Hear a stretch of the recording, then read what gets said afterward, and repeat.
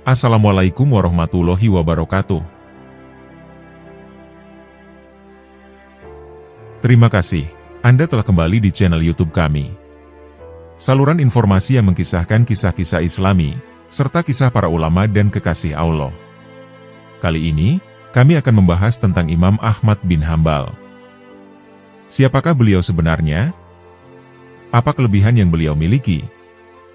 Dan bagaimana perjuangan hidup beliau hingga menjadi sosok imam besar umat Islam? Untuk mengetahui jawabannya, simak video kami kali ini hingga akhir.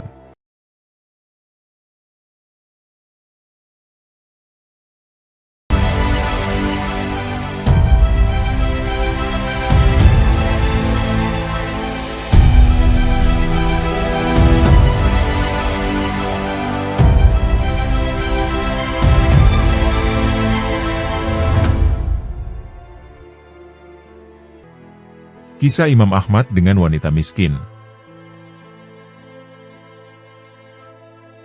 Suatu hari, Minhah, ada pula yang menyebut Muhah, salah satu dari ketiga saudara perempuan Bishr al-Hafi, beliau silaturahim kepada Imam Ahmad bin Hanbal. Maksud kedatangannya adalah untuk bertanya tentang bagaimana hukum dua hal yang selama ini mengaganjal dalam pikiran dan hatinya. Perlu diketahui, kesibukan Minhah adalah sebagai seorang penenun.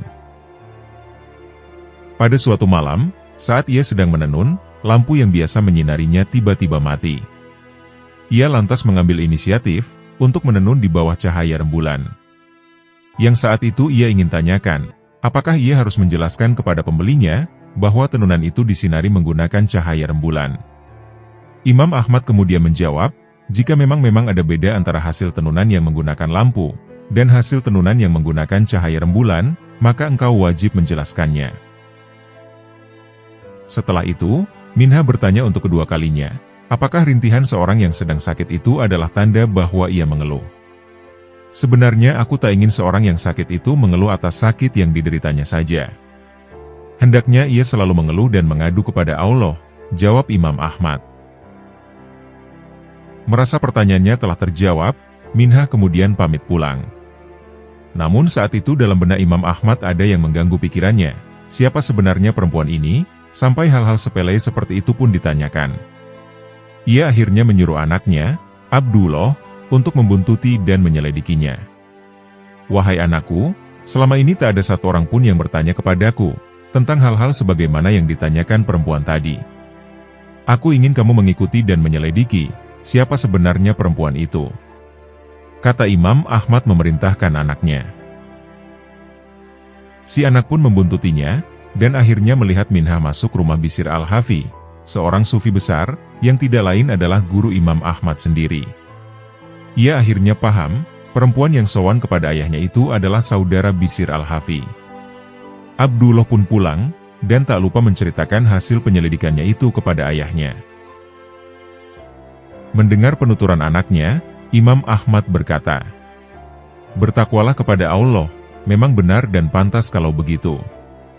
Pasalnya, tidak ada yang bisa melakukan hal demikian, yang sangat berhati-hati dalam setiap hal, kecuali dia saudara Bishr al-Hafi.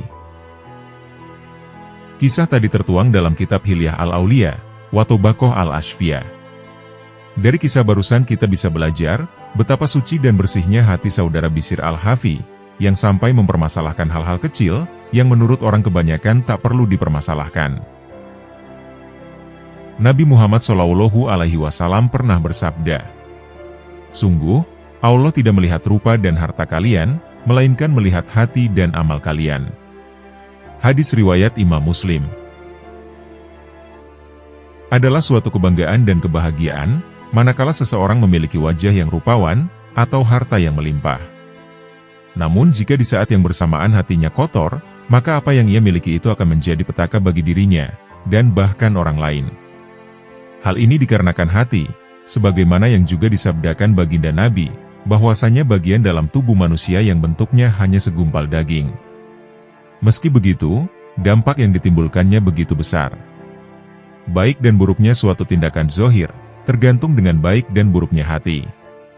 Walhasil, jika hati adalah inti dari setiap perilaku manusia, maka hendaknya seorang muslim selalu semangat dalam mempercantik, memperindah, dan atau membersihkan hatinya, sebagaimana ia semangat dalam memperbaiki tampilan zohirnya.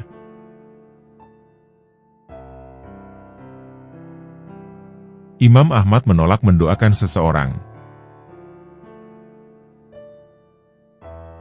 Dalam kitab Syiar Alam An-Nubala, Imam Az-Zahabi memasukkan riwayat tentang Imam Ahmad bin Hanbal dan seseorang yang meminta doa kepadanya. Berikut riwayat selengkapnya. Abbas bin Muhammad Al-Dauri berkata, diceritakan oleh Ali bin Abi Fazaroh, tetangga kami, bahwa ia bercerita, ibuku sakit lumpuh sekitar 20 tahun lamanya. Suatu hari ia berkata padaku, pergilah ke rumah Ahmad bin Hanbal, dan mintalah ia mendoakanku. Aku pun mendatangi rumah Ahmad bin Hanbal. Ku ketuk pintu rumahnya, ternyata ia berada di halaman depan rumahnya. Ia bertanya, siapakah kamu ini? Aku pun menjawab, aku orang yang disuruh ibuku yang lumpuh, untuk memintamu mendoakannya. Kemudian aku mendengar nada bicara orang marah dengan mengatakan, kami lebih butuh doamu. Maka aku pun pergi setelahnya. Tiba-tiba seorang wanita tua keluar dan berkata, setelah engkau pergi, Ahmad bin Hanbal akan berdoa untuk ibumu. Ketika sampai di rumah, saat aku mengetuk pintu, nampak ibuku sudah bisa berjalan keluar dengan kakinya sendiri.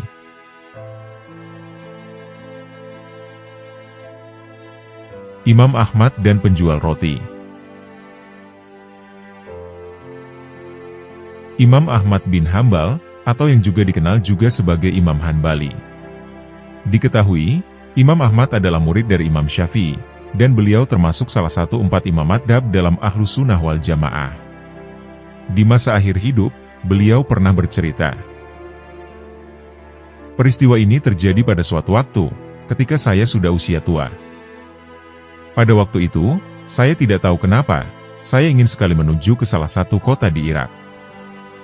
Padahal, saya tidak ada janji dan tidak ada keperluan dengan orang lain. Akhirnya, Imam Ahmad pergi sendiri menuju ke kota Bashrah. Beliau kemudian bercerita, saat tiba di sana waktu Isya, dan saya ikut sholat berjamaah Isya di masjid itu.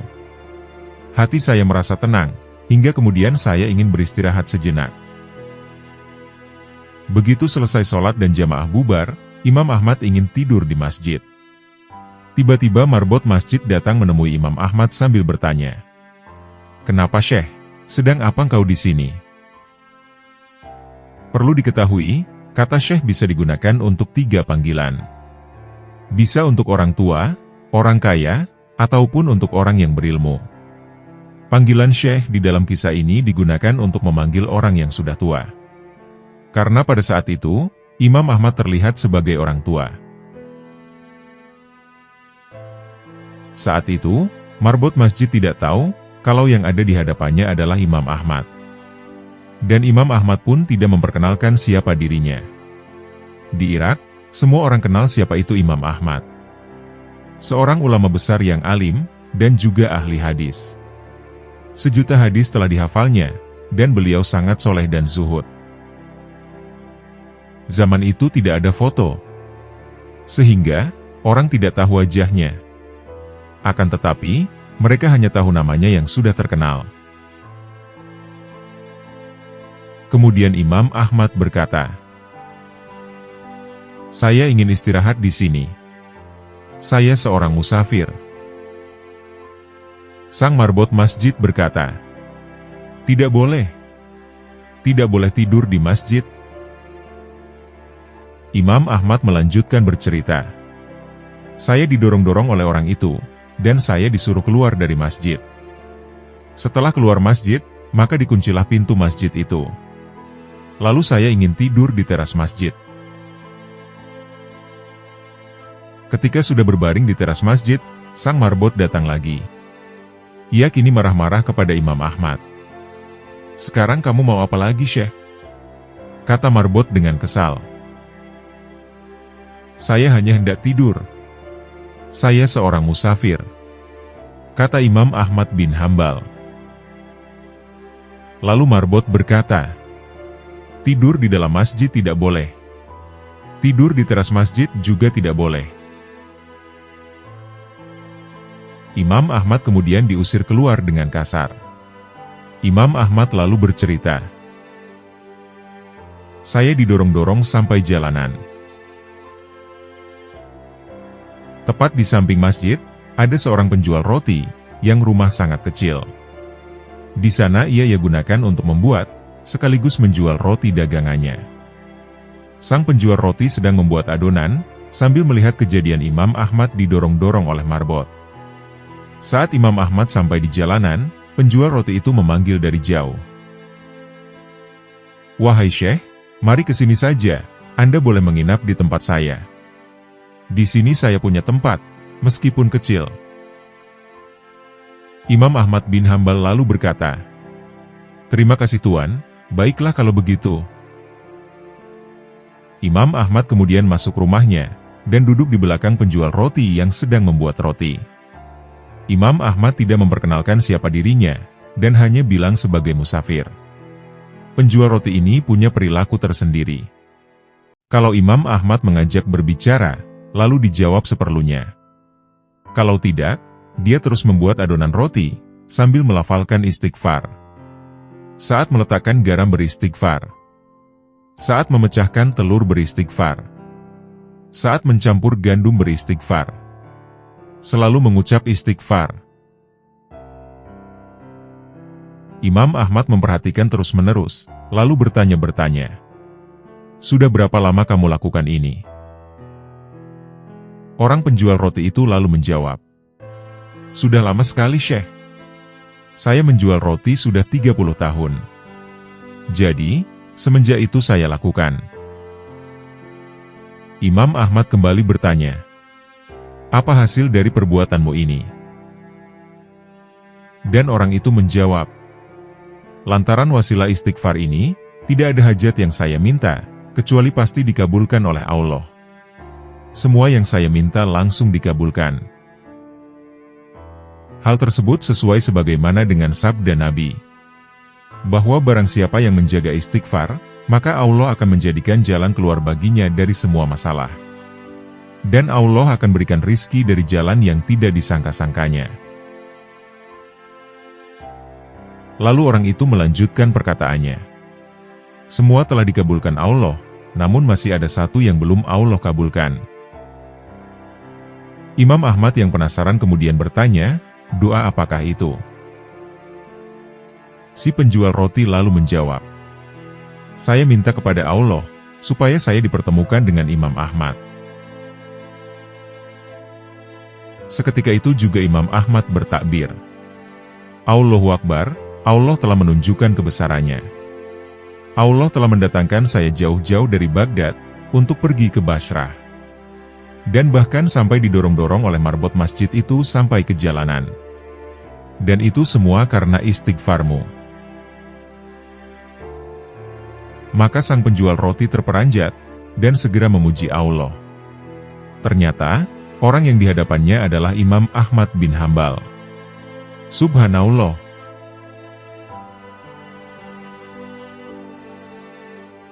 Doa Imam Ahmad kepada orang yang telah menyakitinya. Al-Kisah, di Baghdad ada seorang tetangga Ishaq bin Ahmad Al-Qatto Al-Baghdadi, yang menjadi tabib para ahli Al-Quran. Diketahui, tabib tersebut sering mengunjungi dan memeriksa orang-orang soleh. Sebagaimana dijelaskan oleh Ibnu Hibban dalam Raudatul Ukala, suatu ketika tabib tersebut pergi menemui Imam Ahmad bin Hanbal yang sedang bersedih. Dia kemudian bertanya kepada Ahmad bin Hanbal, "Bagaimana keadaanmu wahai Abu Abdillah?" Imam Ahmad lalu menjawab, "Aku baik-baik saja." Mendapat jawaban dari Imam Ahmad, tabib itu pun masih penasaran dan kembali bertanya, "Baik, bagaimana maksud Anda?" Imam Ahmad bin Hanbal kemudian bercerita, "Aku telah mendapat ujian dengan fitnah, sehingga aku dicambuk. Lalu mereka mengobatiku, dan aku merasa sudah sembuh. Hanya saja, aku masih merasakan sakit pada tulang punggungku. Rasa sakitnya jauh melampaui rasa sakit akibat cambukan yang aku alami." Perlu diketahui, dahulu Imam Ahmad terus mengalami ujian, dengan dipaksa untuk mengakui Al-Quran sebagai makhluk. Ujian yang beliau alami bahkan selama 3 rezim berturut-turut, yaitu masa Khalifah Al-Ma'mun, Khalifah Al-Mu'tasim, dan Khalifah Al-Watsik. Mendengar Imam Ahmad bercerita, tabib itu pun berkata kepadanya, "Coba singkapkan tulang punggungmu kepadaku." Ahmad bin Hanbal kemudian menyingkapkan tulang punggungnya, untuk diperlihatkan kepada tabib tersebut. Namun tabib tidak melihat apapun, selain nampak bekas cambukan. Ia pun berkata kepada Imam Ahmad, "Aku belum tahu penyebabnya, tapi aku akan mencoba mencari tahu." Setelah keluar dari rumah Imam Ahmad bin Hanbal, tabib tersebut segera menemui temannya yang menjaga penjara. Kepada temannya tersebut, ia berkata, "Aku ada sedikit keperluan, bolehkah aku masuk ke penjara?" Teman si tabib dengan senang hati mempersilahkannya masuk, dan tabib itu pun langsung masuk ke dalam penjara. Di dalam penjara itu si tabib kemudian mengumpulkan para pemuda. Kepada mereka, dia kemudian membagi-bagikan uang dirham yang dibawanya. Setelah itu, dia banyak berbincang-bincang dengan para pemuda yang ada di penjara, dan mereka pun merasa senang dengan keberadaan tabib tersebut. Setelah berhasil mengambil hati para penghuni penjara, si tabib pun bertanya kepada mereka, "Siapa di antara kalian yang paling banyak dicambuk?" Mendengar pertanyaan tersebut, mereka pun saling membanggakan dirinya masing-masing. Hingga pada akhirnya, mereka sepakat pada satu orang yang paling banyak dicambuk dan paling benar. Kepada orang yang paling banyak dicambuk tersebut, tabib kemudian bertanya, "Bolehkan aku bertanya sesuatu?" Maka orang tersebut pun menjawab, "Silakan." Si tabib kemudian mulai bercerita kepada orang tersebut. Ada seorang kakek tua yang lemah. Apa yang ia lakukan, tidak seperti yang telah kalian lakukan. Ia dicambuk dalam keadaan lapar agar ia mati, tapi ia belum mati juga. Kemudian ia diobati, dan ia pun sembuh. Hanya saja, pada bagian tulang punggungnya, ia masih merasakan sakit yang dahsyat, hingga ia tidak mampu menahannya lagi. Mendengar cerita tersebut, tiba-tiba orang yang ditanyai tertawa. Tabib pun heran dan bertanya, "Ada apa denganmu kau tertawa?" Ia lalu menjawab, "Orang yang mengobatinya adalah tukang tenun." Mendengar jawaban tersebut, tabib pun terkejut dan berucap, "Benarkah demikian?" Orang itu kemudian kembali berkata, ia membiarkan sepotong daging mati tertinggal pada rusuknya, dan ia tidak mencabutnya. Mendengar penjelasan tersebut, tabib pun semakin penasaran dan bertanya, bagaimana hal tersebut bisa terjadi. Orang itu kemudian menjelaskan kepada si tabib. Ia membedah tulang rusuknya, lalu ia mengambil sepotong daging itu, dan meletakkan pada tulang rusuknya. Jika daging itu dibiarkan, daging tadi akan sampai pada hati, sehingga hal itu bisa menyebabkan kematian. Setelah mengetahui hal tersebut, tabib pun bergegas meninggalkan penjara, dan menemui Imam Ahmad. Setelah bertemu dengan Imam Ahmad, dia menceritakan apa yang telah diketahuinya. "Jika demikian, lantas siapakah yang akan membedahku lagi?" tanya Imam Ahmad kepada si tabib. "Akulah yang akan membedahnya," jawab tabib kepada Imam Ahmad. Ternyata, jawaban tersebut pun membuat Imam Ahmad kaget. "Kamu yang akan melakukannya?" tanya Imam Ahmad memastikan. "Insya Allah, aku sendiri yang akan melakukannya," jawab si tabib dengan penuh keyakinan. Setelah itu si tabib pun segera masuk ke rumah. Dia kemudian keluar dengan membawa 2 bantal, dan meletakkan handuk di bahunya. 1 bantal disiapkan untuk dirinya, dan 1 bantal untuk Imam Ahmad. Saat Imam Ahmad sudah duduk di atas bantal, dia pun berkata, "Mintalah pilihan terbaik kepada Allah, agar dia memilihkan yang sesuai untukmu." Tabib itu kemudian mengusapkan handuk pada tulang punggung Imam Ahmad, seraya dia berkata, "Tunjukkanlah kepadaku, di manakah letak bagian yang sakit." Imam Ahmad lalu berkata, "Letakkan jarimu pada punggungku, aku akan memberitahumu." Sambil memegang punggung Imam Ahmad, tabib bertanya, "Apakah di sini tempat yang sakit?" "Alhamdulillah, itu baik-baik saja," jawab Imam Ahmad. "Apakah ini yang sakit?" tanya tabib. "Alhamdulillah, itu baik-baik saja," jawab Imam Ahmad. "Apakah ini yang sakit?" tanya tabib. "Ya benar, disitulah tempatnya. Aku memohon kesehatan kepada Allah," ucap doa Imam Ahmad. Tabib akhirnya mengetahui daerah yang sakit setelah beberapa kali mencari titiknya. Dia kemudian meletakkan pisau panas di daerah tersebut. Saat merasakan panasnya pisau, Imam Ahmad meletakkan tangan di kepalanya, seraya berucap, "Ya Allah, ampunilah Mu'tasim." Dan ia selalu berkata seperti itu, hingga sang tabib berhasil membedahnya. Setelah berhasil membedahnya, si tabib kemudian menjahit kembali luka yang dialami Imam Ahmad. Di tengah-tengah menahan rasa sakit tersebut, Imam Ahmad kembali berucap, "Ya Allah, ampunilah Mu'tasim." Hal tersebut terus diucapkannya, hingga akhirnya ia merasa tenang. Sesaat setelah proses pengobatan tersebut, suasana pun menjadi hening. Si tabib pun lalu bertanya kepada Imam Ahmad, "Wahai Abu Abdillah, biasanya orang yang telah mendapatkan penganiayaan dari orang lain, maka ia akan mendoakan buruk orang yang menganiayanya. Tapi aku malah melihat dirimu mendoakan kebaikan kepada Mu'tasim." Imam Ahmad lalu menjawab pertanyaan si tabib, "Aku juga memikirkan seperti apa yang kamu ucapkan. Namun, ia adalah keturunan paman Rasulullah Shallallahu Alaihi Wasallam. Aku tidak ingin saat hari kiamat nanti aku datang dengan membawa permusuhan, terlebih terhadap salah seorang dari kerabat Rasulullah Shallallahu Alaihi Wasallam.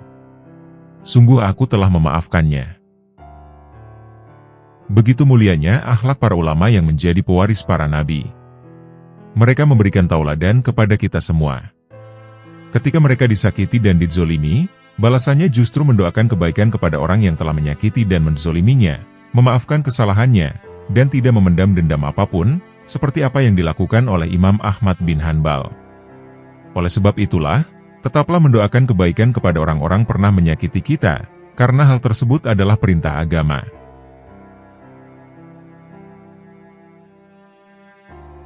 Kisah tetangga Imam Ahmad yang ahli maksiat. Banyak kisah dalam kehidupan imam besar, yang layak kita ambil pelajaran di dalamnya. Kisah berikut disadur dari kitab At-Tawwabin, karya Muwafaquddin Abu Muhammad. Dikisahkan, dahulu Imam Ahmad bin Hanbal hidup bertetangga dengan seorang laki-laki, yang kehidupan sehari-harinya diisi dengan melakukan perbuatan maksiat. Namun pada suatu hari, ada yang berbeda dengan tetangganya ini. Tetangga Imam Ahmad bin Hanbal ini tiba-tiba ikut menghadiri majelis ilmunya Imam Ahmad bin Hanbal.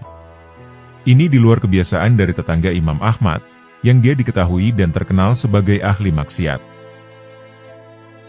Ucapan salam sang tetangga kepada Imam Ahmad bin Hanbal, membuka perjumpaan keduanya dalam majelis ilmu itu. Namun sayang, Imam Ahmad bin Hanbal tidak menjawab salam tetangganya dengan sempurna dan ia pun bermuka masam kepada tetangganya itu. Melihat respon Imam Ahmad yang sepertinya kurang menerima kehadiran dirinya, sang tetangga itu pun lantas berkata, "Wahai Imam Ahmad bin Hanbal, mengapa engkau bermuka masam kepadaku, padahal aku sudah bertaubat dari perbuatan maksiat yang biasanya aku lakukan? Wahai Imam Ahmad bin Hanbal, ketahuilah, pertobatanku ini lantaran mimpiku semalam," ujar tetangga Imam Ahmad bin Hanbal. Mendengar cerita sang tetangga, membuat Imam Ahmad bin Hanbal menjadi penasaran, dan kemudian bertanya, "Apa yang telah kau lihat dalam mimpimu?" tanya Imam Ahmad bin Hanbal. Sang tetangga mulai bercerita menjelaskan, "Tadi malam aku bermimpi bertemu Rasulullah dalam tidurku. Saat itu, Rasulullah seperti berada di tempat yang tinggi, dan di bawahnya banyak manusia yang duduk. Kemudian salah seorang dari mereka berdiri mendatangi Rasulullah, dan berkata, 'Wahai Rasulullah, doakanlah aku.' Maka Rasulullah pun mendoakannya. Kemudian semua orang yang hadir berdiri, dan kemudian meminta doa kepada Rasulullah, hingga tersisalah hanya aku seorang. Sebenarnya aku ingin berdiri dan mendatangi Rasulullah, namun aku malu akan perbuatan maksiat yang selama ini telah aku perbuat. Lantas Rasulullah pun bertanya kepadaku, 'Kenapa engkau tak berdiri menghampiriku, dan lantas meminta doa kepadaku?' tanya Rasulullah. 'Wahai Rasulullah, keinginanku untuk menghampiri dan meminta doa kepadamu, Terhalang rasa maluku yang sering bermaksiat, jawabku dengan malu. Rasulullah Shallallahu Alaihi Wasallam pun lantas berkata, "Kalau itu yang menghalangimu, berdirilah dan mendekatlah kepadaku, dan aku akan mendoakanmu. Aku melihat engkau orang baik, engkau tak pernah mencaci salah seorang pun dari sahabat-sahabatku. Sejak terbangun dari mimpi itulah aku bertaubat, dan membenci akan perbuatan maksiatku yang telah lalu." Tukas tetangga Imam Ahmad bin Hanbal. Mendengar cerita tetangganya itu, Imam Ahmad bin Hanbal kemudian terdiam, dan sepertinya ia menyesal telah menampakkan wajah masam kepada tetangganya tadi. Semoga kisah ini menjadi pelajaran bagi kita, untuk tidak membenci mereka yang berbuat maksiat di sekitar kita. Karena bisa saja Allah Subhanahu wa Ta'ala mengampuni dosanya, dan menempatkannya di tempat yang lebih tinggi dari kita. Kisah ini disadur dari kitab At-Tawabin, karya Muwafaquddin Abu Muhammad.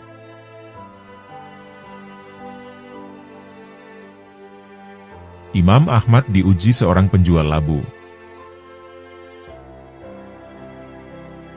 Satu dari 4 imam madhab yang kita kenal adalah Imam Ahmad bin Hanbal, atau yang populer dengan nama Imam Hambali. Beliau adalah seorang yang zuhud, ahli fikih, ahli hadis, dan merupakan murid dari Imam Syafi'i. Imam Hambali terkenal pula sebagai seorang muhadis di abad kedua Hijriah, yang mempunyai karya berjudul Al-Musnad. Sifat tawadu Imam Ahmad bin Hanbal tidak perlu diragukan lagi. Beliau sangat menghargai ilmu pengetahuan, guru-gurunya, dan tentunya apapun yang di sekitarnya selalu ia muliakan. Diceritakan oleh Abi Al-Yumni Al-Ulaimi Al-Hanbali, yang menulis kitab Al-Manhaj Al-Ahmad fi Tarjamati Ashab Ahmad, bahwasanya pada suatu ketika, Imam Hambali pernah kehabisan bekal, sewaktu perjalanan ke Yaman dalam rangka menuntut ilmu. Imam Ahmad bin Hanbal ditemani Yahya bin Ma'in, yang juga seorang muhadis besar kala itu. Mereka berniat untuk berguru kepada Imam Abdur Razzaq, sang penulis Musonaf Abdur Razzaq. Mereka berdua terlebih dahulu melaksanakan haji di Baitullah, sebelum berangkat menuju Yaman. Kejadian unik pun terjadi, saat Yahya bin Ma'in sedang melaksanakan tawaf, yang ternyata berjumpa secara tidak sengaja dengan Imam Abdur Razzaq, sang ulama ahli hadis yang ingin mereka temui di Yaman nanti. Sontak saja Yahya bin Ma'in menyalami ahli hadis itu, dan berkata, "Ini saya sekarang sedang dengan saudaramu, Ahmad bin Hanbal." Al-Imam Abdur Razzaq pun memberikan pujian kepada Imam Ahmad. Semoga dia selalu Allah berkahi dan kuatkan dalam beragama. Semua pujian bagus-bagus tentangnya sudah saya dengar. Dipertemukannya mereka di kota Makkah, dari yang niatnya bertemu di Yaman, tentu hal itu membuat Yahya bin Ma'in sangat bersyukur. Dengan begitu, ia dan Imam Hambali tidak perlu lagi ke Yaman, sehingga bisa menghemat waktu, biaya, serta tenaga. Akan tetapi, tanggapan berbeda justru disampaikan Imam Hambali, yang beliau bersikeras akan tetap menemui dan berguru kepada Imam Abdur Razzaq di Yaman, meski mereka sudah dipertemukan di Makkah. Hingga akhirnya, mereka pun bertiga sepakat untuk melanjutkan perjalanan ke Yaman, seusai melaksanakan ibadah haji. Di tengah perjalanan, tidak disangka bekal Imam Hambali habis. Beliau kemudian ditawari Yahya bin Ma'in serta Imam Abdur Razzaq, agar mempergunakan bekal mereka secara bersama. Akan tetapi, dengan niat tulus ikhlas dan tidak ingin merepotkan orang lain, Imam Hambali justru mencari uang sendiri untuk membeli bekal selanjutnya.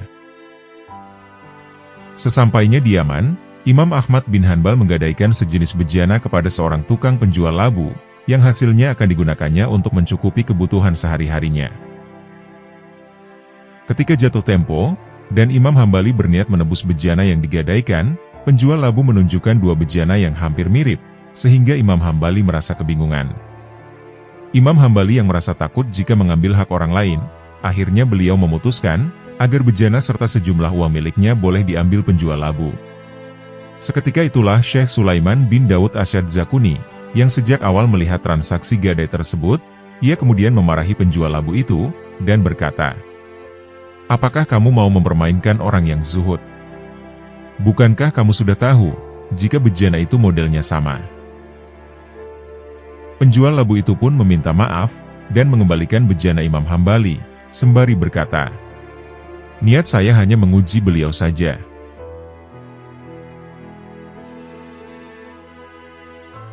Ketika Imam Ahmad dipenjara dan disiksa. Imam Ahmad atau Imam Hambali, beliau bernama lengkap Ahmad bin Hambal Asy-Syaibani Al-Marwazi, atau beliau juga biasa dipanggil Abu Abdullah. Imam Ahmad adalah salah satu dari 4 imam ahli sunnah.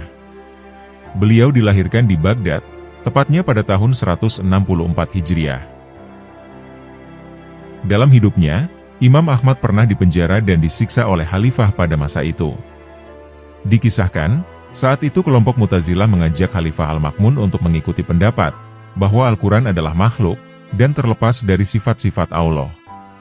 Khalifah tidak menerima pendapat mereka dan tetap berpegang kepada madhab salaf. Namun ketika kelompok mereka menguasai khilafah, semua dikirim mengikuti pendapatnya. Kelompok Mu'tazilah yang telah menguasai khilafah mengirim surat kepada gubernur Baghdad, yaitu Ishaq bin Ibrahim, untuk mengajak masyarakat mengikuti pendapat Mu'tazilah. Namun Ishaq dan ulama hadis menolak ajakan tersebut, yang kemudian Baghdad ditekan dengan embargo bahan makanan. Imam Ahmad terus melakukan aksi penolakan bersama Muhammad bin Nuh al-Jundi, sehingga akhirnya keduanya ditangkap dan dilaporkan kepada khalifah. Ketika sampai di negeri Rahbah, keduanya didatangi orang Badui bernama Jabir bin Amir, yang memberi salam kepada Imam Ahmad, dan berkata, "Kamu adalah seorang utusan kaum, jangan sekali-kali mengkhianati mereka. Kamu adalah pemimpin kaum, jangan sekali-kali mengikuti ajakan Mu'tazilah. Kalau kamu mencintai Allah, bersabarlah dalam pendirianmu, karena tidak ada pembatas antara kamu dan surga, kecuali dibunuh. Kalau tidak menyerang kamu akan dibunuh, kalau hidup maka hiduplah secara terpuji."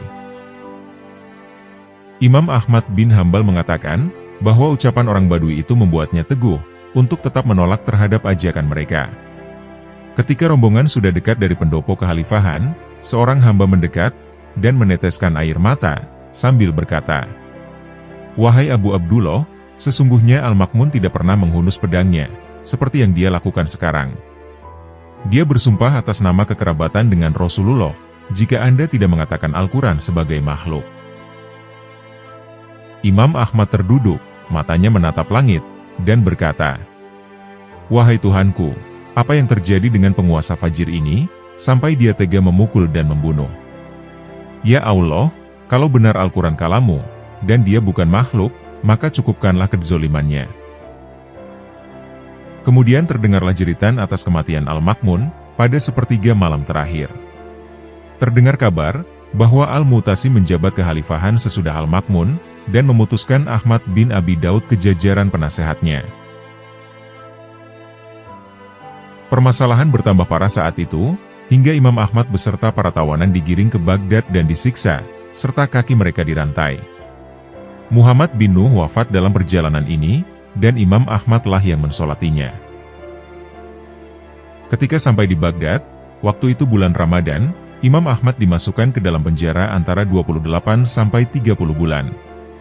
Selama itu, beliau menunaikan sholat bersama narapidana yang lain, sedangkan rantai besi terus melingkar di kaki mereka. Kemudian pada suatu ketika, atas keputusan Khalifah Al-Mu'tasim, Imam Ahmad dikeluarkan dari penjara untuk menghadap Khalifah. Untuk menempuh perjalanan, ikatan rantai ditambah. Imam Ahmad sampai berkata, "Saya tidak dapat berjalan dengan ikatan rantai seberat ini." Kemudian Imam Ahmad dibawa dengan troli yang ditarik kuda, hingga dirinya sampai ke istana Al-Mu'tasim. Imam Ahmad lalu dimasukkan ke dalam ruangan gelap dan tertutup. Ketika akan mencari air wudhu, ia tidak mendapatkan air, kecuali hanya sedikit yang ada dalam bejana. Maka Imam Ahmad kemudian berwudhu dalam kegelapan. Ia tunaikan sholat, tanpa mengetahui arah kiblat dengan pasti. Atas kuasa Allah, Imam Ahmad saat itu menghadap ke arah yang benar. Setelah itu, Imam Ahmad dipanggil menghadap Al-Mu'tasim, yang sedang duduk bersama Abi Daun. Percakapan antara kubu Al-Mu'tasim dengan Imam Ahmad berjalan sangat argumentatif. Imam Ahmad kemudian berkata, "Ya Amirul Mukminin, untuk apakah Rasulullah SAW mengajak?" Al-Mu'tasim lalu menjawabnya, "Untuk bersaksi, bahwa tiada Tuhan selain Allah. Imam Ahmad kemudian berkata, "Saya pun bersaksi, bahwa tidak ada Tuhan selain Allah." Al-Mu'tasim kemudian berkata, "Menurutmu, sebenarnya apakah Al-Quran itu?" Imam Ahmad lalu menjawab, "Al-Quran adalah ilmu Allah Subhanahu wa Ta'ala. Demi Allah, barang siapa menyangka ilmu Allah itu makhluk, maka ia telah kafir." Mendengar jawaban tersebut, mereka pun terdiam satu sama lain, namun memendam amarah kepada Imam Ahmad. Hingga pada akhirnya, mereka memutuskan untuk menyiksa Imam Ahmad. Imam Ahmad kemudian berkata, "Wahai Amirul Mukminin, sesungguhnya Rasulullah bersabda, bahwa tidak halal darah seorang Muslim, yang ia bersaksi tidak ada Tuhan selain Allah. Saya diperintahkan untuk memerangi manusia, sehingga mengucapkan tidak ada Tuhan selain Allah. Kalau mengucapkannya, maka haramlah bagiku darah dan hartanya," kata Imam Ahmad bin Hambal. Pengikut Al-Mu'tasim mengatakan, bahwa yang dikatakan Imam Ahmad ini kelewatan. "Wahai Khalifah, biarkan kami menghukumnya," ucap para pengikut Al-Mu'tasim.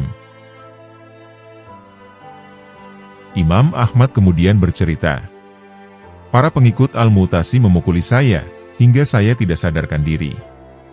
Setelah siuman, saya mendengar Khalifah mengajakku untuk mengikuti paham mereka. Akan tapi saya kembali menolak, dan pada saat itu juga pukulan demi pukulan penghujani tubuhku, sehingga saya terjatuh pingsan untuk kesekian kalinya.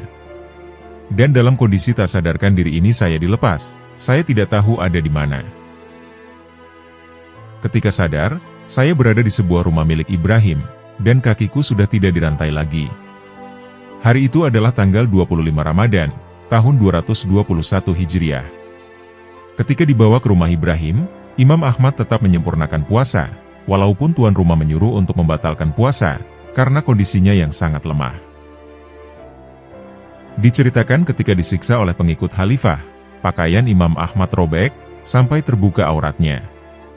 Kemudian beliau memohon kepada Allah, "Wahai Zat tempat hamba meratap, jika engkau mengetahui saya membela kebenaran, janganlah engkau menyiksa karena saya tidak menutup aurat." Seketika atas izin Allah, pakaian Imam Ahmad kembali menutup aurat seperti sedia kala. Pukulan dan cambukan yang melukai tubuhnya, tidak kurang dari 80 deraan yang menyakitkan. Pada akhirnya, Al-Mu'tasim menyesali dan mengakui kesalahannya, serta mendoakan kesembuhan untuk Imam Ahmad. Semua orang Islam dan Khalifah berbahagia setelah kondisinya sehat, walaupun kedua ibu jari Imam Ahmad tetap cacat sebagai saksi. Imam Ahmad pun akhirnya memaafkan semua orang yang menganiayanya. Kemudian ia membaca ayat, "Maka berilah ampunan dan berjabat tanganlah kamu sekalian." Kemudian Imam Ahmad berkata lagi, "Apakah ada manfaatnya bagimu dengan menyiksa saudara muslim, padahal Allah telah berfirman, barang siapa memaafkan dan membuat perbaikan, maka pahalanya dari Allah. Sesungguhnya dia tidak menyukai orang-orang yang berbuat zolim." Imam Ahmad menjelaskan, bahwa pada hari kiamat orang-orang memanggil siapa yang pahalanya di sisi Allah. Maka tidaklah menjawab, kecuali orang yang memberi maaf.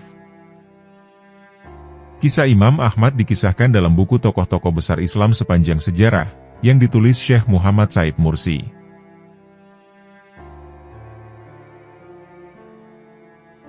Imam Ahmad menikah di usia 40 tahun.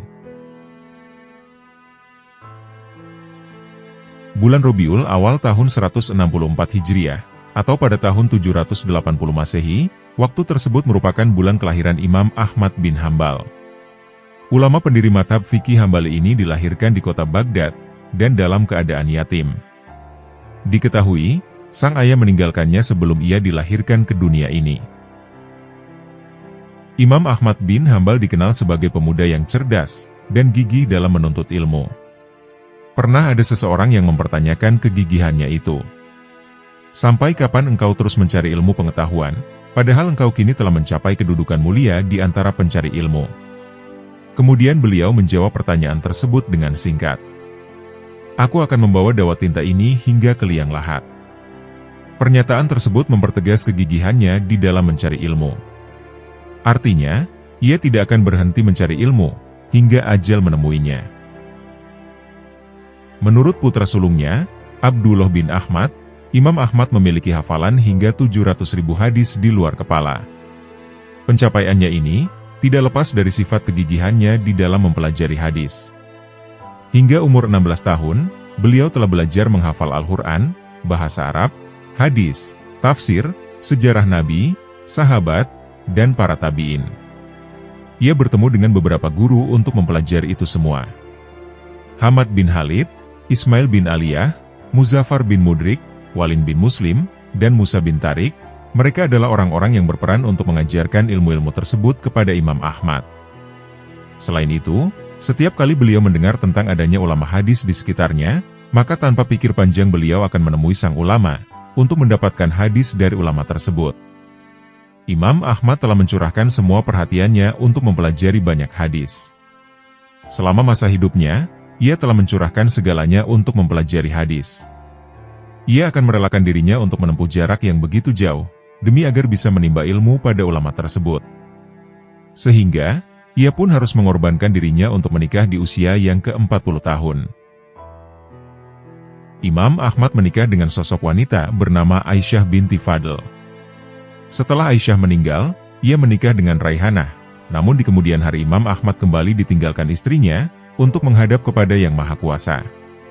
Sepeninggal Raihanah, Imam Ahmad memutuskan untuk menikah kembali dengan Husinah. Walaupun kehidupannya dalam keadaan susah, namun ia tetap meneguhkan dirinya dalam ilmu hadis. Imam Ahmad tidak hanya tekun di dalam menuntut ilmu, tetapi ia juga tidak pernah lupa untuk beribadah, dan mendermakan apa yang ia miliki. Imam Ibrahim bin Hani, salah satu sahabat Imam Ahmad, yang juga menjadi ulama terkenal, beliau menjadi saksi dari kezuhudan Imam Ahmad. Hampir setiap hari ia lebih banyak sholat malam dan witir, hingga subuh tiba. Imam Yahya bin Hilal, seorang ulama fikih, beliau pun menceritakan sifat dermawan dari seorang Imam Ahmad. Aku pernah datang kepada Imam Ahmad, lalu aku diberinya uang sebanyak 4 dirham, sambil ia berkata, ini adalah rezeki yang kuperoleh hari ini, dan semuanya kuberikan kepadamu. Sebagai orang yang cerdas, Imam Ahmad selalu memegang teguh pendiriannya. Ia berani menentang mazhab Mu'tazilah, yang menjadi mazhab resmi negara di masa itu. Saat itu, salah satu ajaran Mu'tazilah tentang paham Al-Quran adalah, bahwa ia adalah makhluk ciptaan Tuhan. Oleh sebab itu, faham tersebut ditentang secara terang-terangan oleh Imam Ahmad. Ia bahkan tidak takut, ketika pernyataannya tersebut menghadapkan dirinya pada siksaan di dalam penjara. Sosok Imam Ahmad yang begitu tekun, memiliki pendirian, tidak kenal takut, dermawan, dan seorang yang sangat rajin dalam beribadah. Beliau mampu menginspirasi bagi setiap orang yang mengenalnya. Ia tidak hanya menjadi ulama cerdas, tetapi juga sebagai manusia dengan karakter yang sangat luar biasa. Ia menorehkan namanya di dalam sejarah peradaban Islam, dengan semua tempaan dan proses yang ia alami selama hidup di dunia. Hidup yang ia curahkan kepada ilmu hadis, tidak pernah digoyahkan oleh segala kegundahan dan cobaan, yang telah Allah Ta'ala berikan kepadanya. Kisahnya adalah pelajaran bagi semua muslim di masa depan, untuk tidak pernah berhenti belajar dan berusaha. Walaupun Imam Ahmad telah tiada, namun dirinya tetap memotivasi semua muslim dunia untuk terus berusaha.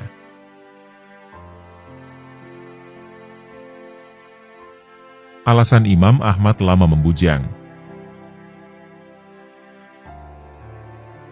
Tak sedikit ulama yang mengambil jalan membunjang sepanjang hayat mereka. Menurut Syekh Abdul Fattah Abu Ghada, dalam sebuah kitabnya mengatakan, bahwa keputusan tersebut adalah jalan yang sangat personal, yang mereka pilih untuk diri mereka sendiri. Dengan naluri dan mata hati mereka yang sangat tajam, mereka memilih antara dua pilihan yang sama-sama berat, yaitu menikah atau tetap membujang dengan berbakti pada kebaikan ilmu. Dan yang terpenting, para ulama tersebut tidak pernah mengajak, mengampanyekan, dan mempropagandakan jalan membujang yang mereka tempuh. Syekh Abu Ghada mengutip penjelasan Imam Az-Zamakhsyari atas hadis Rasulullah SAW yang menyebutkan bahwa kehadiran anak memang bisa mendatangkan rasa bakhil dalam diri seorang ayah, sebab tak ingin harta dia berkurang. Dalam aspek kebodohan, anak bisa memalingkan seseorang dari giroh mencari ilmu. Sementara dari sisi ketakutan, Anak bisa memicu kekhawatiran berlebihan dari sang ayah, jika kelak anaknya terbunuh, hingga khawatir tak lagi memiliki generasi penerus. Dan sedangkan dari sisi kesedihan, keberadaan anak bisa mendatangkan sedih, dengan memikirkan segala urusan anaknya. Bahkan Imam Al-Khatib Al-Baghdadi dalam sebuah kitabnya menegaskan, dianjurkan bagi penuntut ilmu membujang selama hal itu memungkinkan, ini agar dia tidak disibukkan dengan urusan keluarga dan mencari nafkah, daripada menyempurnakan belajar. Ibnu Al-Jauzi juga berpandangan demikian. Bagi Ibnu Al-Jauzi, yang dibutuhkan penuntut ilmu agar berhasil, dan cara terbaik menjaga hafalan, mendapat waktu pilihan, tempat dan kondisi terbagus untuk ilmu, adalah sebisa mungkin menunda menikah. Cara ini juga yang ditempuh oleh Imam Ahmad bin Hanbal, yang beliau memilih tidak menikah muda, hingga umur beliau sampai usia 40 tahun. Syekh Abu Ghada menukilkan sebuah kisah, bagaimana para ulama terdahulu menunda pernikahan demi mencari ilmu. Kisah Abu Bakar An-Nisaiburi itu tertuang dalam Tadhkirah Al-Hufadz. Imam An-Nisaiburi pernah bertutur, "Tahukah kamu, siapa yang mampu tidak tidur malam selama 40 tahun untuk ibadah, makan hanya 5 biji kurma, dan sholat zuhur menggunakan wudhu sholat isya? Orang tersebut adalah saya sendiri. Ini semua berlaku sebelum saya mengenal istri saya, Ummu Abdurrahman. Lalu apakah yang saya katakan kepada mereka, yang memang menghendaki saya menikah? Saya mengatakan hanya ingin kebaikan." Tutur tokoh yang dikenal dengan kepakarannya di bidang hukum Islam tersebut. Tak bisa dipungkiri, memang bagaimanapun juga tanggung jawab pernikahan sangatlah besar. Hal tersebut mencakup urusan nafkah, keluarga, dan lain sebagiannya, yang mau atau tidak sangat menyita pemikiran seseorang. Dengan tetap tidak menafikan kebaikan pernikahan, inilah alasan mengapa mereka memilih tetap membujang. Perjuangan Ibu Imam Ahmad. Di belakang orang yang hebat ada sosok wanita hebat pula. Ungkapan ini populer dan sering kita dengar. Demikian pula yang terjadi pada sosok ulama besar bidang hadis, yakni Imam Ahmad bin Muhammad bin Hanbal. Ia merupakan salah satu imam fiqh yang sangat ahli dalam bidang hadis. Begitu dahsyat kealiman Imam Ahmad bin Hanbal dalam bidang hadis, sehingga pada zamannya, bahkan hingga saat ini, dirinya menjadi rujukan para guru, ulama, dan murid-muridnya. Keberhasilan Imam Ahmad bin Hanbal tidak bisa dipisahkan dari perjuangan ibundanya. Ibunda beliau bernama Sofiah binti Maimunah binti Abdul Malik. Sofiah adalah sosok perempuan yang cerdas, tegar, dan tidak pernah mengeluh. Terbukti saat ia berhasil membesarkan Imam Ahmad bin Hanbal seorang diri, setelah suaminya wafat saat Imam Ahmad berusia 3 tahun. Meski begitu, ia tidak menikah lagi, dan mendedikasikan hidupnya untuk mengasuh dan mendidik anaknya. Sofiah rela berimigrasi ke Baghdad, karena ingin mengkader putranya, agar kelak menjadi orang yang berilmu. Ia sengaja membesarkan putranya di kota Baghdad, sehingga sang putra menjadi dekat dengan para ulama. Dan karena saat itu, kota Baghdad menjadi pusat cahaya ilmu dan pengetahuan. Sofiah merawat Imam Ahmad dengan baik. Ia menitipkan anaknya kepada seorang guru Al-Quran, untuk mengajarinya bacaan Al-Quran. Tanda-tanda kecerdasannya itu mulai terbukti. Saat Imam Ahmad kecil, ia mampu menyelesaikan hafalan Al-Quran di usianya yang masih belia. "Ibundakulah yang telah menuntun diriku, hingga aku hafal Al-Quran ketika masih berusia 10 tahun. Ia selalu membangunkan aku jauh lebih awal, sebelum waktu sholat subuh tiba, dan memanaskan air untukku, karena cuaca di Baghdad sangat dingin. Lalu ia memakaikan baju, dan kami pun menunaikan sholat semampu kami." Ucap Imam Ahmad bin Hanbal menceritakan kehidupan kecilnya. Usai menunaikan sholat malam, Sofiah pergi ke masjid dengan mengenakan cadar, untuk menunaikan sholat subuh bersama sang putra.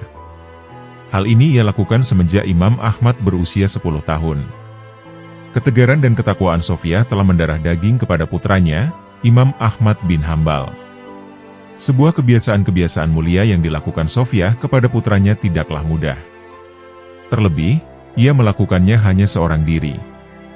Ia benar-benar mengamalkan nasihat agama, bahwa ibu adalah madrasah utama bagi anak-anaknya. Ketika Sofia merasa telah cukup mengajarkan ilmu dan adab kepada putranya, ia pun berpesan kepada Imam Ahmad supaya melanjutkan pencarian ilmunya. Ketika Imam Ahmad bin Hanbal hendak berangkat merantau, sambil mengemas barang-barang bawaan, Sofia berkata kepada putranya itu, "Wahai anakku, pergilah untuk menuntut ilmu hadis, karena hal itu adalah salah satu bentuk hijrah di jalan Allah. Sesungguhnya, jika Allah dititipi sesuatu, Dia akan selalu menjaga titipan tersebut. Jadi, aku titipkan dirimu kepada Allah, yang tidak akan membiarkan setiap titipan terlantar begitu saja." Sejak itulah, Imam Ahmad bin Hanbal pergi dari sisi sang ibunda tercinta menuju kota Madinah, Mekah, dan Sonaa. Dan akhirnya, saat telah berhasil dan pulang ke kampung halaman, ia kemudian menyandang gelar imam, dan ia dikenal sampai sekarang sebagai imam dalam bidang hadis dan fiqh. Besarnya perhatian Sofia binti Abdul Malik terhadap masa depan putranya, patut dijadikan inspirasi bagi kita semua. Betapa menjadi single parents yang serba kekurangan, tidak lantas membuatnya berkecil hati, untuk mengupayakan anaknya menjadi seorang yang ahli ilmu.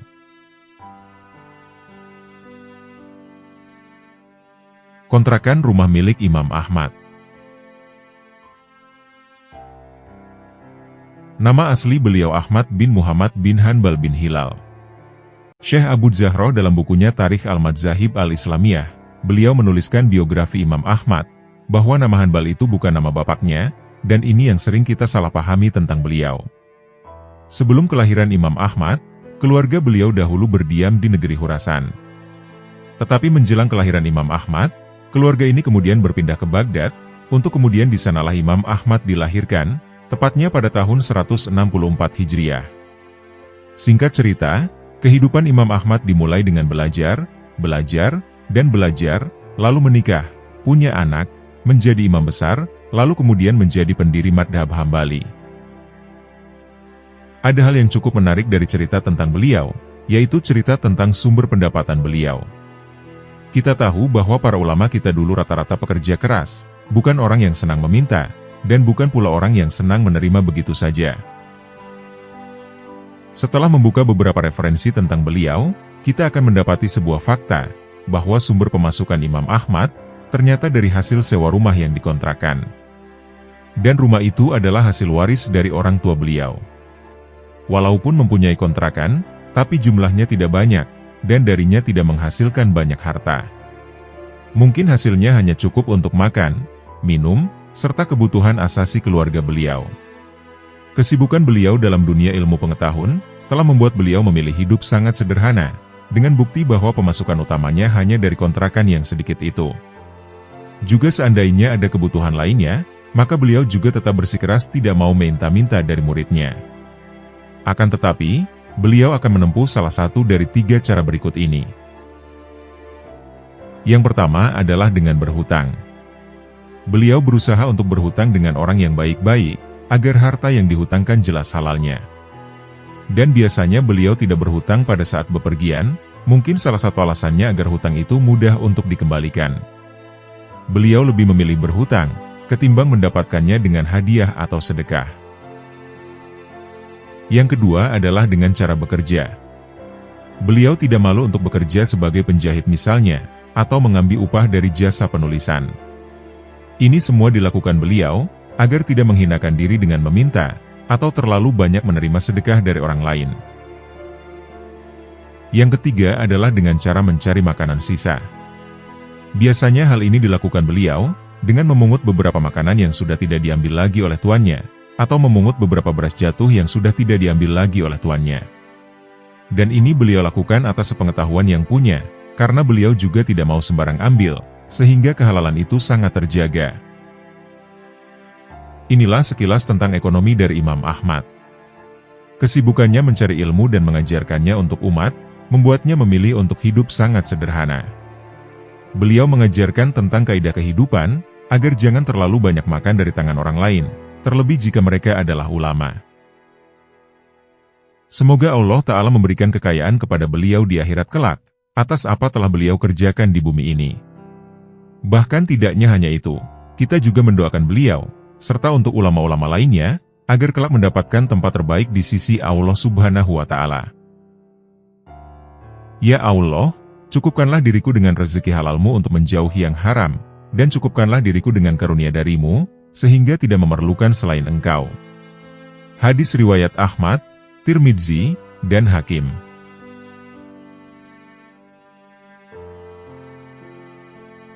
Nasihat si pencuri kepada Imam Ahmad. Ahmad bin Hanbal atau Imam Hambali, beliau merupakan seorang ulama besar dalam sejarah syiar Islam. Ia merupakan pendiri salah satu madhab fikih, yang diakui luas dalam konteks ahlu sunnah wal jamaah. Tidak hanya ahli dalam bidang keilmuan fikih, sang alim dari abad ke-9 itu juga menguasai ilmu hadis. Kehidupannya juga penuh dengan lika-liku.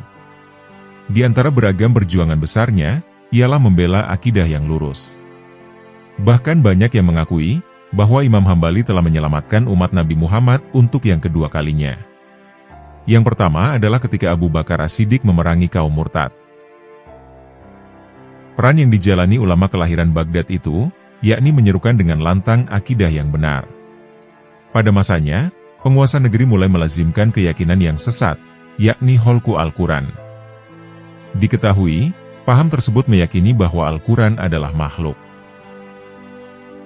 Keyakinannya kepada Allah Subhanahu wa Ta'ala dan pemahamannya mengenai agama Islam sempat berlawanan dengan penguasa Abbasiyah saat itu, Khalifah Al-Ma'mun. Sosok khalifah yang saat itu mulai gandrung pada filsafat pada tahun 212 Hijriah. Ia mulai memaksakan pandangannya tentang Al-Quran. Dan menurut Al-Ma'mun, Al-Quran adalah makhluk. Pada zaman itu, para ulama dipaksa untuk sepaham dengan pendapatnya. Imam Ahmad bin Hanbal pun pernah dites oleh khalifah. Bersama sahabatnya, Muhammad ibnu Nuh, sang imam menolak untuk sepaham dengan penguasa. Apa pendapat Anda tentang Al-Quran, wahai Ibnu Hanbal? Tanya sang sultan. Al-Quran adalah kalamullah, jawab Imam Hambali. Menurutnya, Al-Quran adalah kalamullah, dan bukanlah makhluk. Atas pendapatnya, ia pun kemudian dipenjara akibat keteguhan keyakinannya. Di dalam penjara, ia tetap bersabar dan tawakal kepada Allah. Beberapa murid yang bersimpati kepadanya lantas mengunjunginya pada suatu hari. Mereka meminta agar sang imam berpura-pura mengiyakan kemauan penguasa. Dengan begitu, Imam Hambali dapat terbebas dari siksaan atau mungkin hukuman mati. Wahai Syekh, mengapa tidak berbohong saja, agar Anda tidak dihukum mati? Persoalannya, kalau Syekh wafat, maka umat akan kehilangan sosok panutan. Kematian Syekh, kami kira lebih berbahaya bagi keberlangsungan Islam, daripada berdusta di hadapan penguasa, tutur seorang dari mereka. Tidak, sungguh aku lebih memilih kematian, daripada harus menyesatkan umat. Di wilayah ini, banyak orang yang selalu mencatat perkataanku. Kalau sampai aku menyatakan bahwa Al-Quran adalah makhluk, betapa banyak orang tersesat karena lisanku. Sebab, bagaimanapun pula orang-orang itu akan mengikuti pendapatku. Kematian seorang Ahmad tidak ada artinya, dibandingkan dengan kesesatan umat. Jika umat pada masa ini mencatat pendapatku, umat berikutnya pun akan sesat. Oleh sebab itulah maka lebih baik aku saja yang mati, daripada banyak lagi orang yang tersesat. Jawab Imam Ahmad bin Hanbal dengan tegas. Mengutip dari kitab Al-Bidayah wa Nihayah, karya Ibnu Katsir, Imam Hambali memiliki kekhawatiran tersendiri kala ditahan penguasa. Beberapa hari sebelum hukuman dikenakan kepadanya, ia menuturkan kepada seorang kawan satu selnya. Ia mengaku tidak takut akan hukuman mati atau kurungan penjara. Yang dirisaukannya adalah hukuman cambuk. Sebab, dia merasa takut akan tidak sabar dalam menghadapi hukuman jenis ini. Proses yang telah dijadwalkan pun tiba. Imam Hambali digiring keluar dari selnya untuk memasuki arena eksekusi. Namun sebelum beranjak ke tempat Al-Gojo, ia dihampiri Abu Haitsam Al-Haddad. Lelaki itu adalah seorang sesama tahanan yang mendekam tak jauh dari sel tempat sang imam berada. Berbeda dengan dirinya yang berstatus tahanan politik, Abu Haitsam dipenjara karena mencuri. Dan pria tersebut berada di dalam penjara, jauh lebih lama daripada Imam Hambali. Wahai Ahmad, bersabarlah engkau. Sungguh, janji Allah Ta'ala itu pasti, katanya saat menghampiri Imam Ahmad. Wahai Abu Haitsam, ketahuilah bahwa aku tidak takut di penjara. Sebab, penjara dan rumahku sama saja. Aku pun tak takut dipancung, tapi yang kutakutkan adalah dipaksa dengan cambukan, ujar Imam Hambali. Wahai Ahmad, punggung dan diriku sebagai tebusan untukmu. Dengarkanlah, aku ini adalah Abu Haitsam. Sebelum ditangkap, kuhabiskan setiap hari dengan membuat rusuh, mabuk-mabukan, dan mencuri. Pada hari pertama di tahanan, Algojo mencambukku 100 kali, dan tidak ada rasa sakit sesudah itu, tuturnya. Amirul Mukminin kemudian memvonisku dengan hukuman 8.000 cambukan secara berkala. Aku seorang kriminal dengan masa lalu penuh dosa, dan aku bisa bertahan. Bila aku saja bisa bersabar dengan cambukan itu di jalan maksiat, maka bersabarlah engkau terhadapnya di jalan Ar-Rahman. Ucap Abu Haitsam saat menguatkan Imam Ahmad. Kata-kata itu menyalakan semangat dalam diri Imam Hambali. Ia pun tidak lagi mengkhawatirkan sabetan cemeti, yang akan sebentar lagi akan mendera punggungnya. Setelah mengucapkan terima kasih, ia pun berpamitan dengan Abu Haitsam. Karena nasihat berharga itulah, Imam Ahmad sering mendoakannya, dan menyebut-nyebut nama Abu Haitsam. Akhirnya, seorang putra Imam Ahmad yang bernama Abdullah menanyakan hal itu. Maka, disampaikannya tentang kisah Abu Haitsam tadi. Pada zaman itu, sang imam menolak untuk sepaham dengan penguasa yang zalim. Menurutnya, Al-Quran adalah kalamullah, bukanlah makhluk seperti yang diyakini kalangan ekstremis kala itu. Ia pun kemudian dipenjara akibat keteguhan keyakinannya. Situasi berubah ketika Khalifah Al-Mutawakkil menghentikan perdebatan mengenai Al-Quran. Status sang imam pun akhirnya dipulihkan. Selama hidupnya, Imam Ahmad bin Hanbal dikaruniai 8 anak. Ia sempat 5 kali menunaikan ibadah haji ke Makkah, dan 2 kali diantaranya ditempuh dengan berjalan kaki. Setelah 9 hari sakit, pada Jumat tanggal 12 Rabiul Awal, tahun 241 Hijriah, sang imam tutup usia di kota Baghdad, Irak dalam usianya yang ke-77.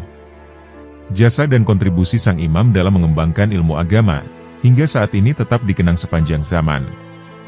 Ia adalah imam yang layak ditiru, dan diteladani setiap muslim.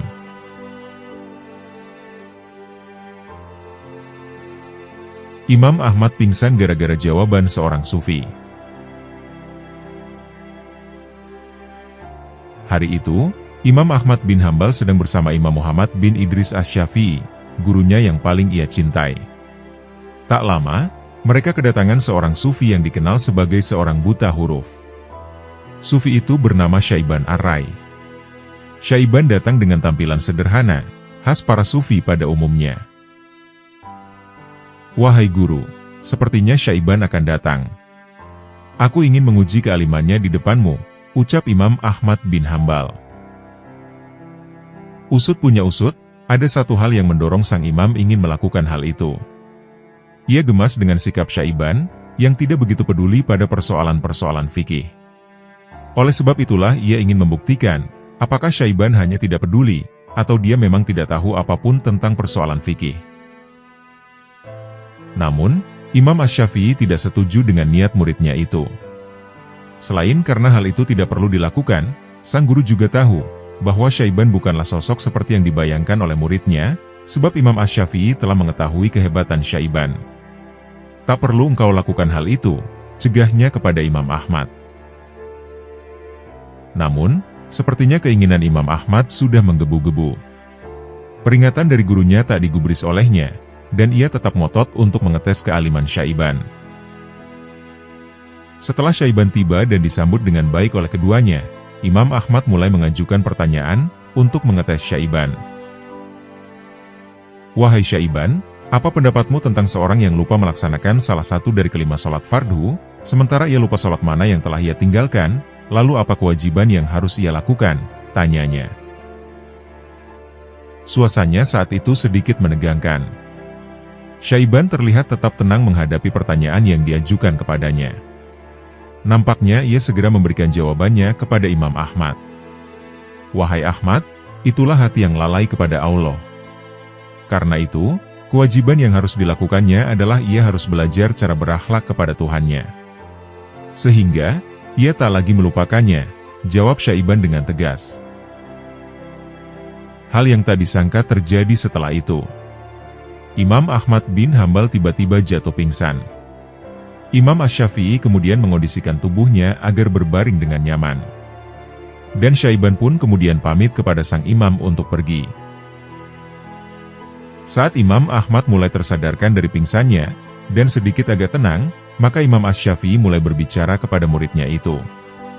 "Bukankah sudah kubilang, jangan sekali-kali engkau mengganggunya," tutur sang guru kepada muridnya. Imam Ahmad pun menyesali perbuatannya, dan berjanji tidak akan mengulanginya lagi. Kisah antara dua ahli fikih dengan seorang sufi itu dapat ditemukan dalam kitab Ar-Risalah Al-Qusyairiyah, karya Imam Abdul Karim Al-Qusyairi. Satu hikmah yang bisa diambil dari kisah tersebut adalah, agar kita tidak menilai seseorang hanya berdasarkan penglihatan kita. Jika di depan kita orang tersebut malas, maka bisa jadi saat kita di belakang, kita juga akan bersikap demikian.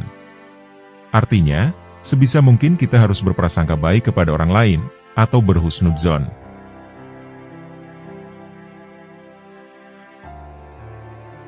Ketika Imam Ahmad menolak menjawab pertanyaan.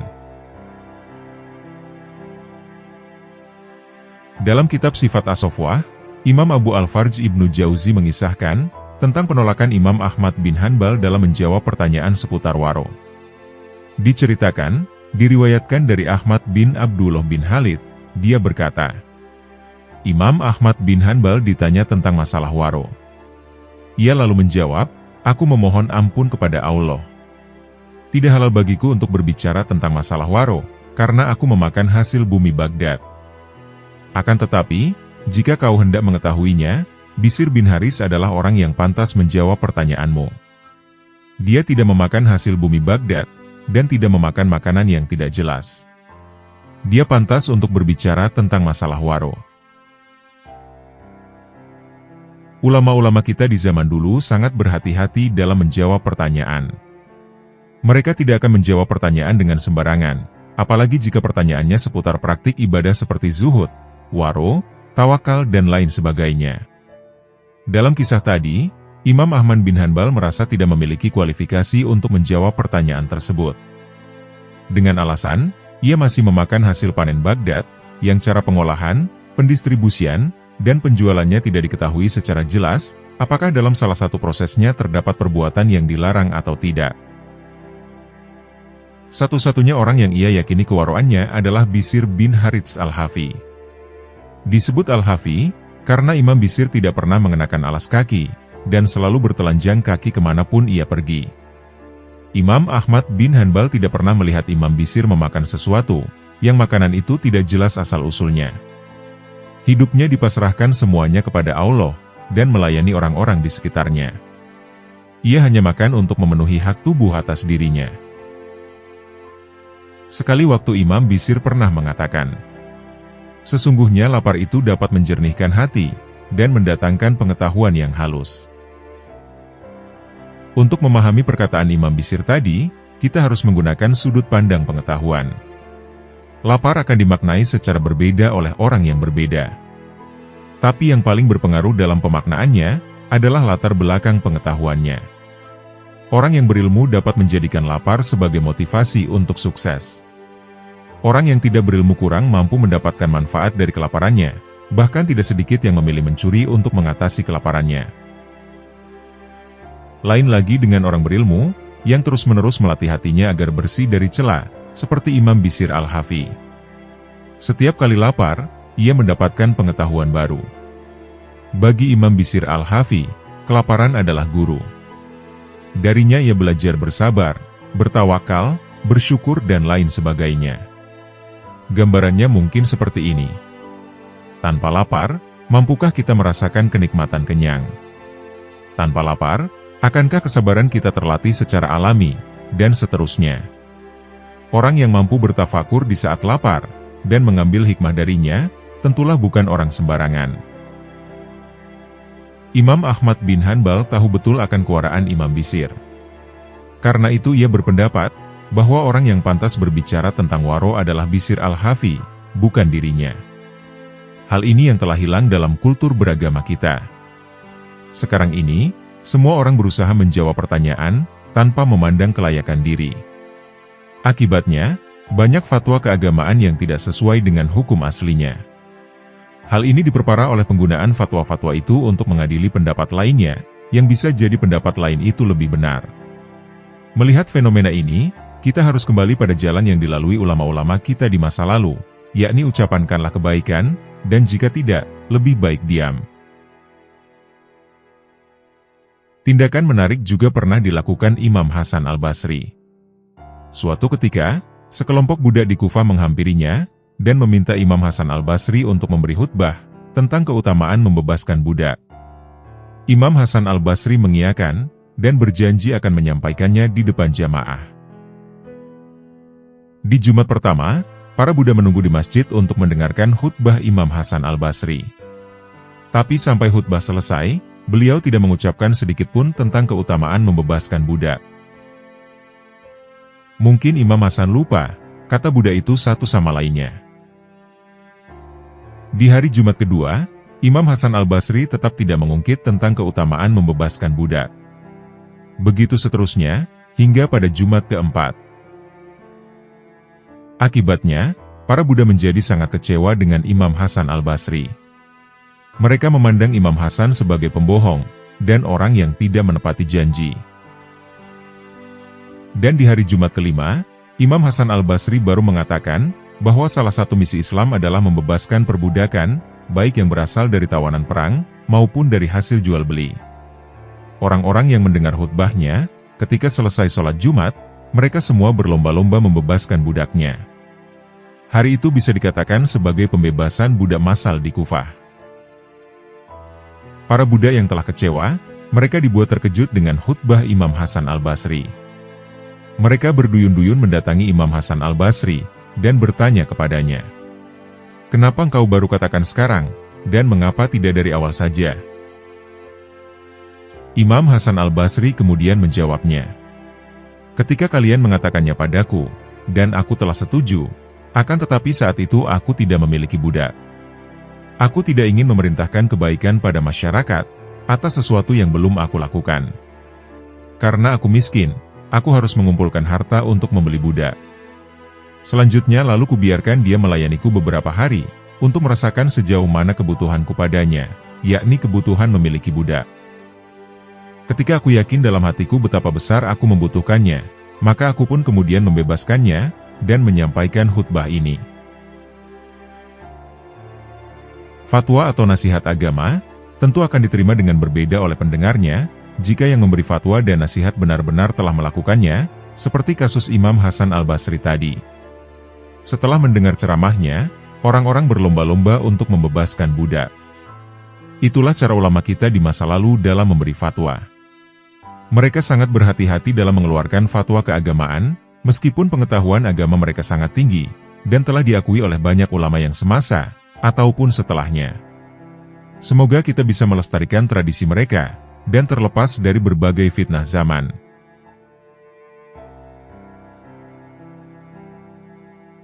Imam Ahmad berguru kepada Bishr al-Hafi.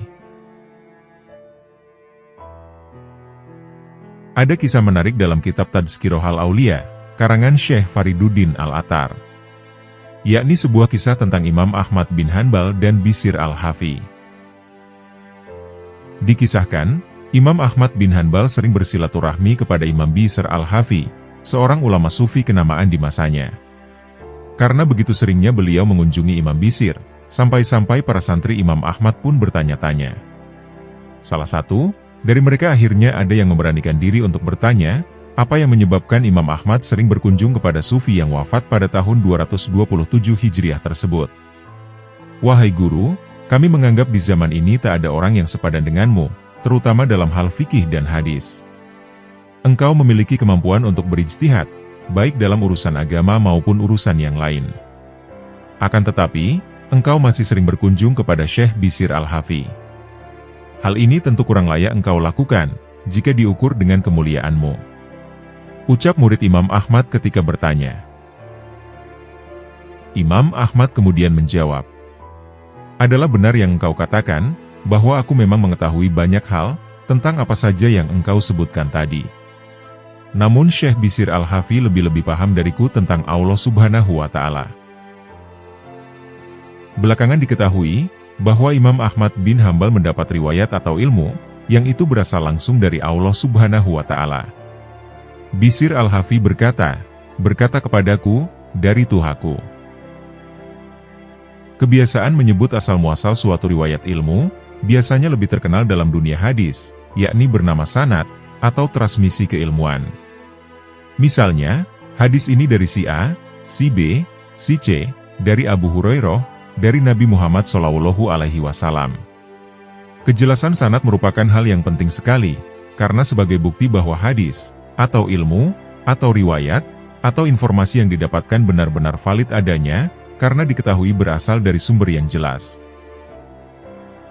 Dalam kisah Imam Ahmad tadi, bahwa Syekh Bishr Al-Hafi mendapat ilmu langsung dari Tuhan. Lantas, mungkinkah hal itu demikian?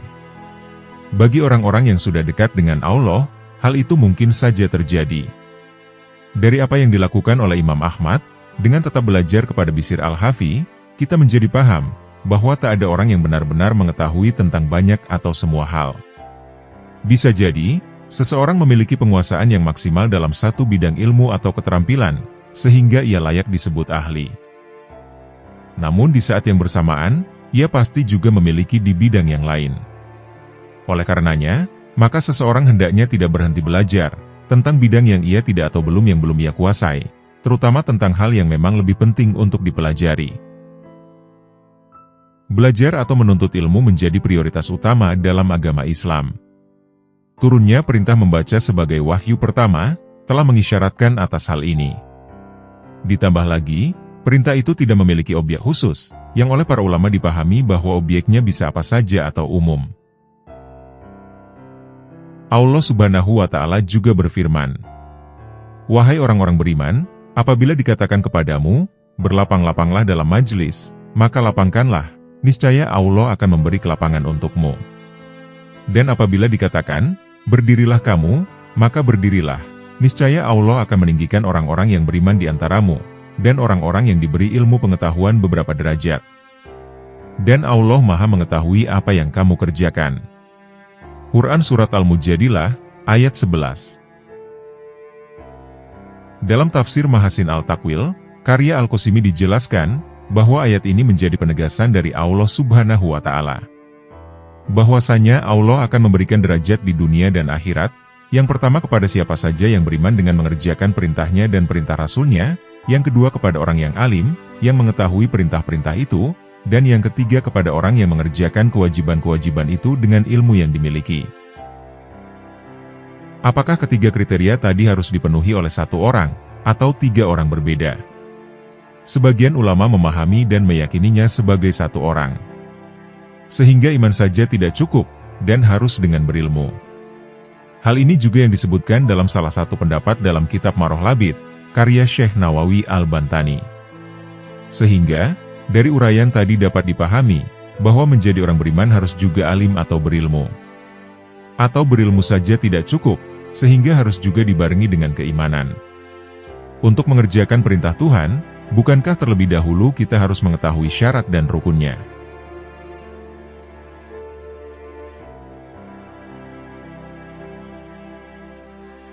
Demikianlah kisah-kisah perjalanan hidup dari Imam Ahmad bin Hambal. Semoga Allah Subhanahu wa Ta'ala mengumpulkan kita dengan para kekasihnya, di dunia maupun akhirat. Semoga kita dapat meneladani kepribadian akhlak para kekasih Allah, serta mengambil hikmah dari kisah-kisahnya. Dan semoga dengan apa yang telah kami sampaikan, dapat menambah ketakwaan kita kepada Allah Subhanahu wa Ta'ala. Wallahu a'lam bishawab.